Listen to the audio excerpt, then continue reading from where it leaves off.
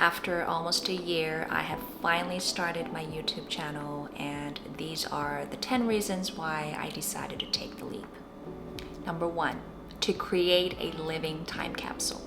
This space for me is kind of like a book where each video is like a page, each reflection is like its own little chapter, and I just wanted to create a time capsule of all my stories and reflections, all the mistakes I'm making, all the lessons I'm learning.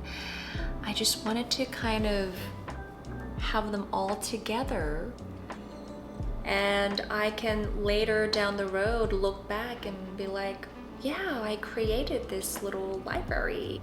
Number 2, to reclaim and share my voice. For many years, I have buried parts of myself that I was ashamed of, or I stayed quiet when really I wanted to speak up. You know, I've always just been shy, and it's weird, but now that I'm in my 40s, I feel like my inner child is coming out more. And I'm sure it has a lot to do with like my hormones and menopause and all that, but I'm trying to, be better about speaking my truth. There's all these stories and things that I've kept buried for the longest time.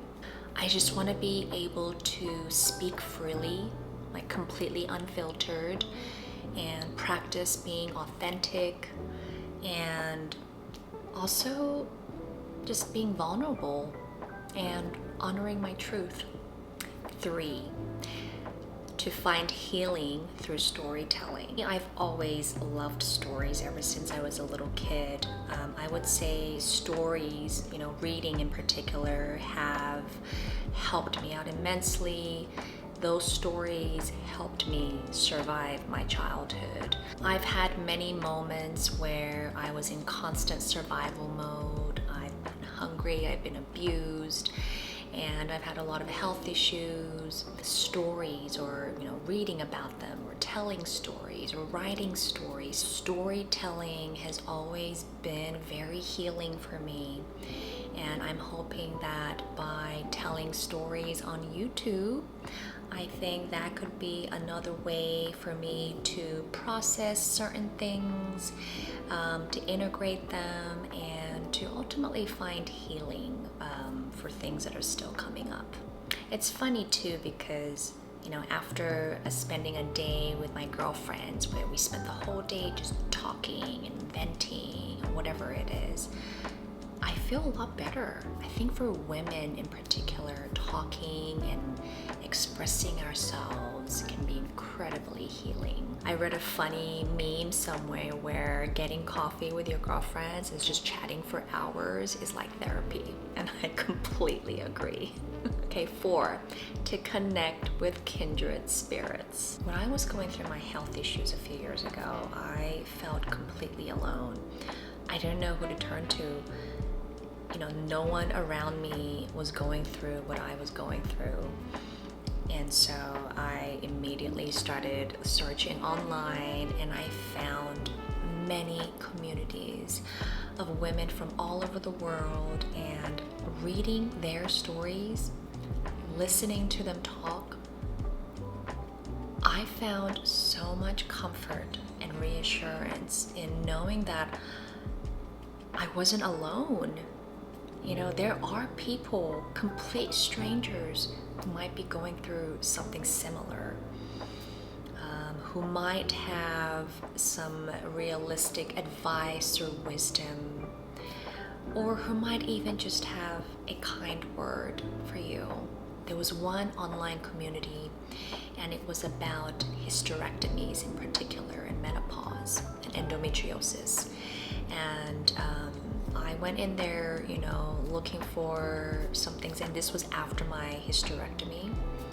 And I read a comment from this lady in Germany, and she was like, oh, I have a hysterectomy coming up in a couple of days, and I'm so nervous, and I don't know what to expect. If you have any tips or advice for me, I would greatly appreciate it. And so I decided to reply back, and I wrote her an entire essay.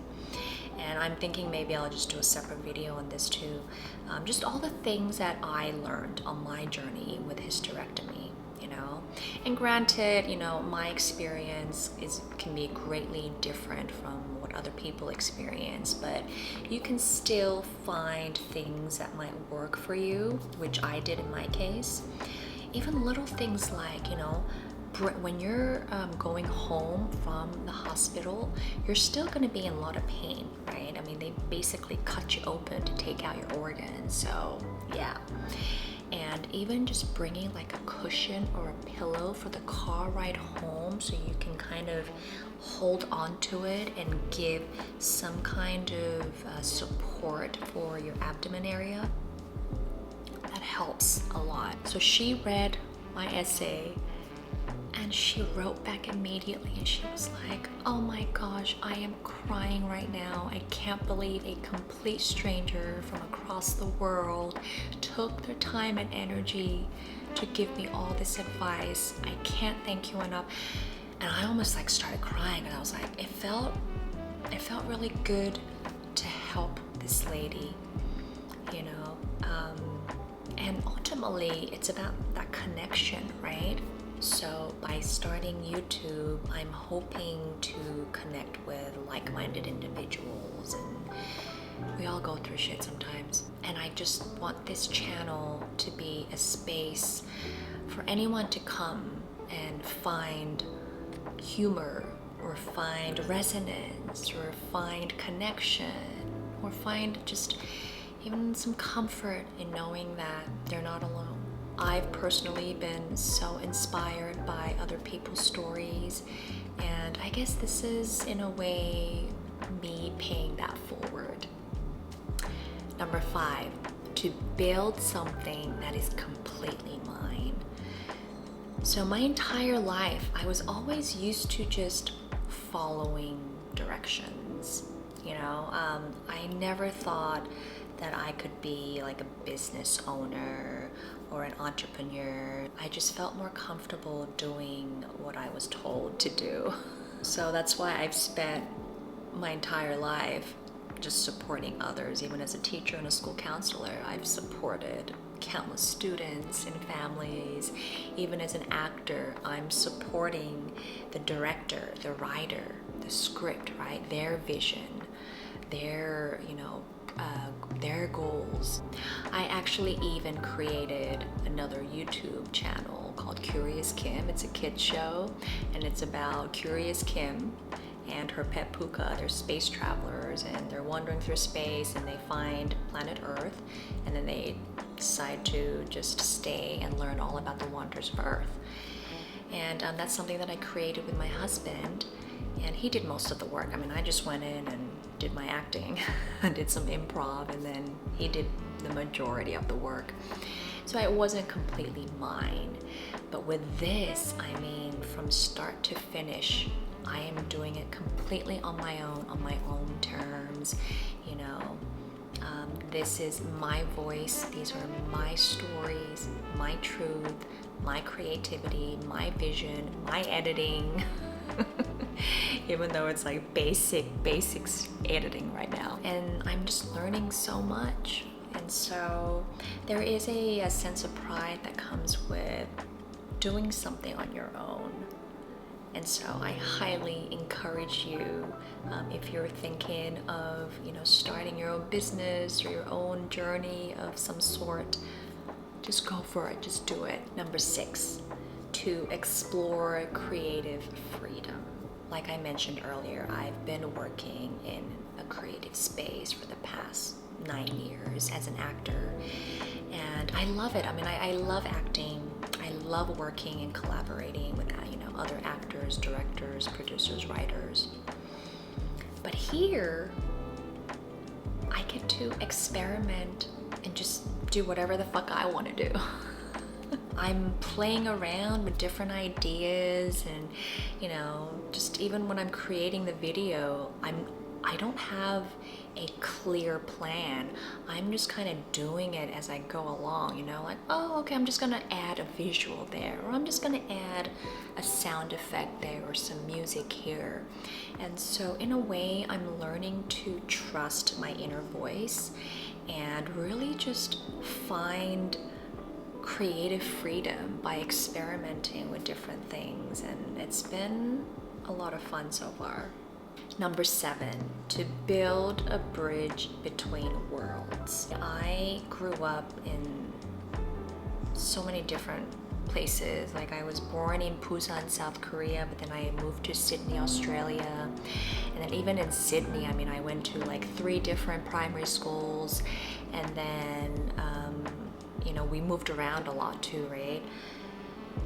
And then I went back to Korea during high school, and then I went to a college in Seoul, and then I moved out to San Diego for grad school, and then from San Diego I moved to Bakersfield, where I became a school counselor, and then I came down to LA, and then now I'm in Arizona. Like so my whole life I've just been here and there doing this and that, and I've always just kind of been balancing different worlds, different cultures, like the East and the West, right? Like Eastern and Western. Eastern, it's all about like being quiet and discipline, and you know, it focuses more on that.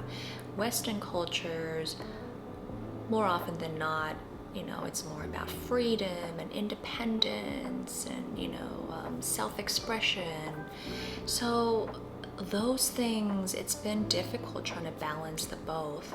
In a way, this channel can be like a bridge, not just for me, but for people out there who are, you know, balancing different worlds or different identities or cultures or whatever that may be.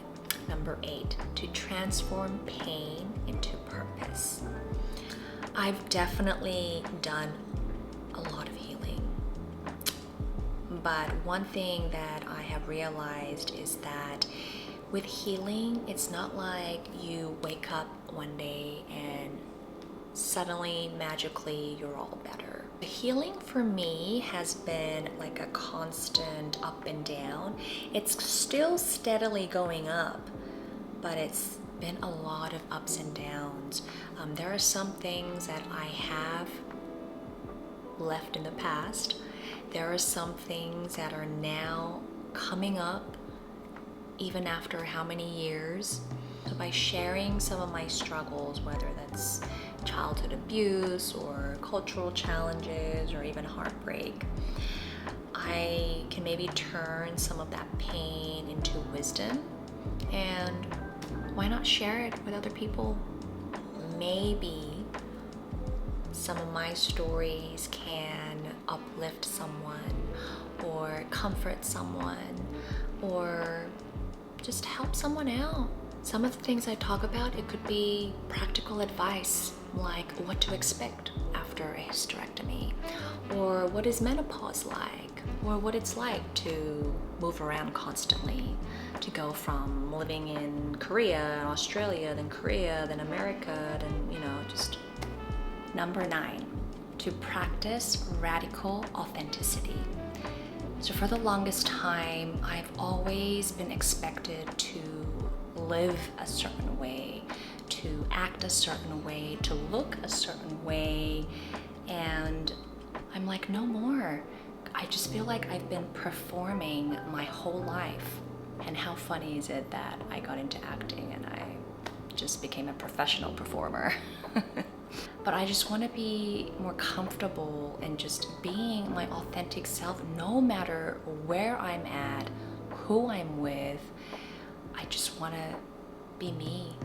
I have this shyness that tends to come over me sometimes, and you know, my close friends and family, they don't know. They see the real me. And I think on YouTube as well, you know, I'm practicing talking to the camera as myself, but there still is a little feeling that I have on the inside, like, you know. And so hopefully with YouTube, I can just practice being myself. Number 10, to challenge myself and to grow. So starting this YouTube journey, starting any new journey can be incredibly scary, but I just want to prove to myself that I can do this. By showing up every day, I can turn that fear into courage. Thanks for watching again. I will see you all next time. Bye.